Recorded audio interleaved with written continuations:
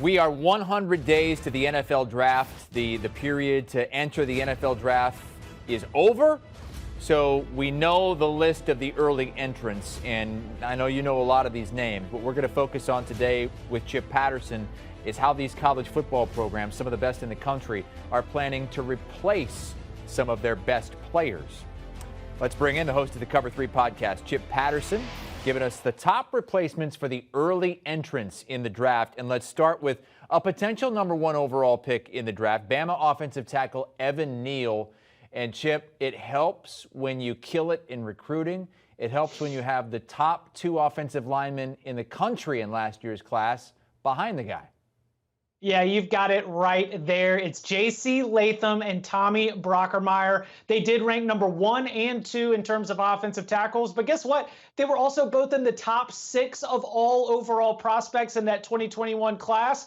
Now, what have they done this year? Well, for the most part, Latham was doing a lot of special teams, but then also got to see a little bit of time in the Cotton Bowl win because of an injury. Brockermeyer did not see game action. So I would say that Latham might have the edge over Brockermeyer in terms of replacing Neal at that left tackle position. But Chris Owens is out of eligibility as well. So Nick Saban is going into 2022 having to replace both tackle positions around his Heisman Trophy winning quarterback in Bryce Young. And so it is fantastic to have both Latham, who has a little bit of experience, and Brockermeyer, who's still being brought along in the program, to have those 2 former 5-star, top 6 overall prospects that you can plug into the tackle position to replace him. And for the 3rd straight year, Nick Saban is going to replace 2 of the top wide receivers in the country.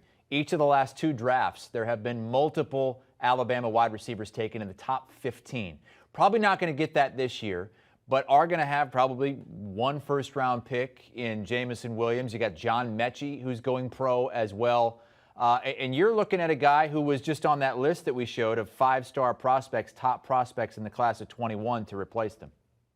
Yeah, Ja'Cory Brooks had almost all of his production in the last 6 games of the season. He had to come on for Jameson Williams. And who caught the game-tying touchdown against Auburn to be able to send that game to overtime? Well, that was number 7, Ja'Cory Brooks. The way that he played coming off the bench in that Iron Bowl really sowed the seeds for what I think is going to be a special career. I single him out among a lot of other very talented wide receivers, Jai Hall, Javon Baker, JoJo Earl. Those are other players that are going to be pieces of the puzzle to replace, yes, Metchie, yes, Williams, but also Slade Bolden. But I do think that Brooks is going to end up being the alpha here, so I wanted to give him a little bit of shine. A lot of expectations because we've still got Bryce Young there, so the offense is going to have to put up points, or the receiver's going to be there to be able to help Young along in making sure that they get to where they need to be. The team they beat in the SEC championship game, the team that beat them in the national championship game, the Georgia Bulldogs, have to replace the Butkus Award winner, linebacker Nakobe Dean. Who will they replace him with? Nolan Smith, another outside linebacker who was really one of the 4 or 5 most impactful players on this Georgia defense. And his announcement that he's returning for a senior season is just the perfect news for Kirby Smart, because Kirby Smart really likes some of the young talent that they have at the linebacker position. But now, instead of being forced to get some of those players, we're talking about Jamon Dumas-Johnson, Smeal Munden, Xavier Sori. Those players can now be brought along behind Smith, who will be a true senior. He has been a part of this defense ever since he arrived on campus. And again, being so impactful even on this group that was loaded with players who are going to be in the NFL draft. Jordan Davis, obviously Nakobe Dean. We are going to see Quay Walker. We are going to see Nolan Smith sort of take over as that new superstar on the Georgia defense. And so he is going to be the player who has to step up in terms of production and in terms of leadership for the Bulldogs defense in 2022. Last year, we had a ton of colleges, big-time colleges, Clemson, Ohio State, Alabama, replacing top-level quarterbacks. Not going to have that many this season. Ole Miss, though, is going to have to replace Matt Corral, who opted to go to the draft, likely going to be a first-round pick, maybe top 10. But after what Lane Kiffin did with him and the way that offense looks, there's got to be quarterbacks lining up to play for Lane in Oxford.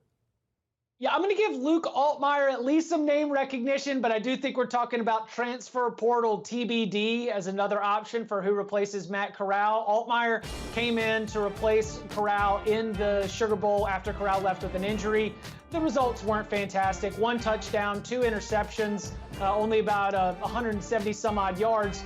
But I think that as someone who comes in with a good reputation, he was identified as one of the top players in the state of Mississippi, as a top 15 kind of quarterback in his class, big body, good arm. He should have an opportunity under Lane Kiffin to be able to prove himself as the quarterback for the Rebels in 2022.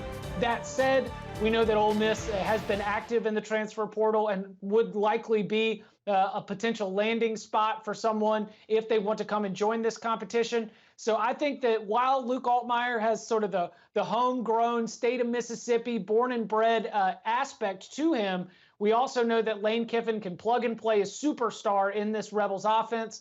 Last year was all about the defense for Lane Kiffin's Rebels in the transfer portal. Now they need transfer portal help at quarterback, running back, offensive line, and even wide receiver. So Luke Altmaier right now is the leader in the clubhouse, as they say, but I think that we might see this race continue with a new mystery guest by the time we get to fall camp. Yeah, we saw the tweet with Lane Kiffin and Jackson Dart in front of that Aston Martin and some rare snow down there in Mississippi. Jackson Dart, he was at USC last season. He was the Max Preps Football Player of the Year in 2020. If he goes to Ole Miss, would he step right into that starting role? He would not step right in, but I would handicap him as the favorite. I liked what I saw from Jackson Dart when he came in for Keaton Slovis at USC. He dealt with some injury issues as well. And so if Dart does end up joining Ole Miss, again, I think that he would have to beat Altmaier out for the job, but I would handicap Jackson Dart as the favorite to win that starting job if that does happen. All right, still in the portal as we continue to talk to Chip Patterson, host of the Cover 3 podcast, about teams replacing big-time early entrant stars in the NFL draft. And for Michigan State, it's Kenneth Walker III, the running back, who at one position late in the season, at one point going into that Ohio State game, was the Heisman favorite, and then Ohio State shut him down. Would you say a running back would be the easiest to replace? Maybe, but that high level of production is something that's going to be very difficult. And I'm very fascinated to see how this works out, because Mel Tucker has fancied himself as somebody who uses the transfer portal to not just build out depth, but to get new starters in there.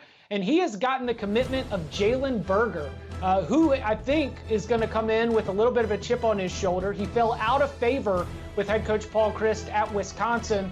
And I think that the former 4-star coming out of New Jersey is still looking to capture some of that blue chip explosion, some of that blue chip projection.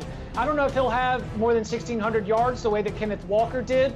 But again, Berger was someone that we'd always looked at to be next in line in the great Wisconsin running backs. So for him to show up at Michigan State when the standard that has been established is that you can come in and right off the bat be a 1,000-yard rusher like Kenneth Walker III. He comes in from Wake Forest. Was pretty good at Wake Forest, but nowhere close to being a Heisman Trophy contender. Jalen Berger, I don't know if he will be a Heisman Trophy contender, but I do think that based on those 4-star high school projections, he at least has the kind of ceiling that's going to make it very entertaining. All right, elsewhere in the Big Ten, we go to Ohio State, and they have a couple wide receivers likely going in the first round of the draft. Garrett Wilson is an early entrant. They don't have to look far, though, when you just look at last year's leading receiver, right?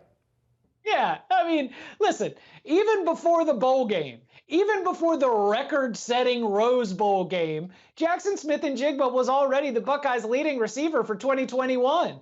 How do you replace 2 first-round wide receivers? I don't know, with the guy that led you in receiving just last year. I mean, the 15-catch, 347 3-touchdown performance, what it should have let us know is what he can do with that kind of volume. Because while Jackson Smith-Njigba did finish as the team's leading receiver, it was also as he shared a lot of yards and a lot of catches with potential first-round picks Garrett Wilson, who's an early entrant, and Chris Olave, who has exhausted his eligibility or is leaving as a senior. So it's going to be Jackson Smith-Njigba, but it's also going to be Marvin Harrison Jr. It's also going to be Julian Fleming. It's also going to be Emeka Egbuka. There are just so many receivers in this room who I think are going to benefit from Garrett Wilson leaving early for the NFL draft, which is a crazy thing to say, but it's the way that Ryan Day has recruited that position over the last couple cycles. All right, the full article is up on CBSSports.com. Chip Patterson breaking down how some of the best teams in the country are going to replace some of their best players who are going early to the NFL, like Kayvon Thibodeau, who we did not hit on today. Cover 3 podcast is where you can hear Chip. Latest episode on the 2022 questions for this year's playoff teams like Georgia, Bama, Michigan, and Cincinnati. Download and follow the Cover 3 pod wherever you get your audio. Do you want a sports network that delivers everything that matters about the game? The highlights, the picks, the instant analysis, no yelling, no fake debates, no politics. Hit the subscribe button and never miss a moment.